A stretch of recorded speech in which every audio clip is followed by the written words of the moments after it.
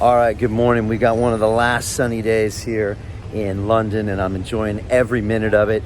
And look, I just wanted to talk about something I mentioned on my Real Deal this week on London Real. And that's because, I've lived in this city for almost 20 years, and I'm just a bit tired of watching it being run into the ground. Now, you walk around London, you see empty storefronts, you see traffic not on the streets. I speak to black cab drivers every single day, and they're at 50% of their revenues. A study just came out yesterday from the OECD that said 13% of office workers have returned to London.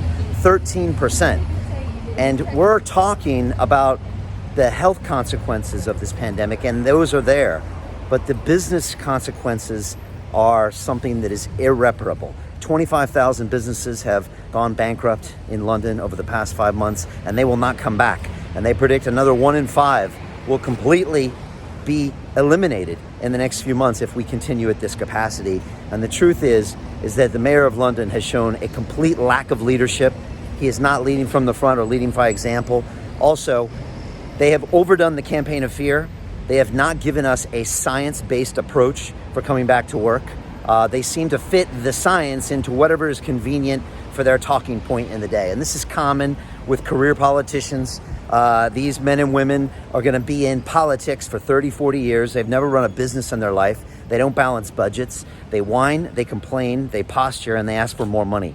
That's not the way you get a business running. You get people back in this city in a safe way, and you get them spending. It turns out 42% of the revenues London generates is from the workers that come to this city.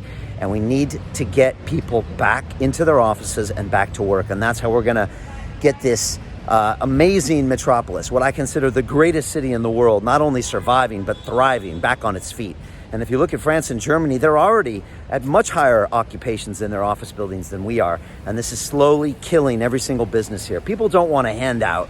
What they want is to get back to work and provide for their families. And that's because, and the way we do that is to get everybody back here doing what this city does best, which is being itself, creating an engine of commerce and culture that leads the world. And that's what I'm pushing for. So I've been meeting with entrepreneurs, small business owners, large business owners, community managers. I'm meeting with cultural people next week, and I'm trying to find out solutions because I don't see any. And I'm sick and tired of watching the city I love, my home, really just be run down into the tubes by our lack of leadership. And so that's what I want to talk about. I've been talking about it more. I would be curious to see your comments. Please leave them below. No matter what city you're in, tell me what you're frustrating with. What's the biggest single challenge when it comes to getting your business back on track? Also, we've got to improve our transport here in London. We've got to get our kids back in school. I just walked my son, Caden, 4 years old, to school, and it's an important part of the structure. It also means all the teachers are back. So they're, of course, contributing to the economy. It means that mom has the structure of her day back, right? It means that everyone can get back to doing what they do, which is what makes this city great. We can't all be working from home from Zoom.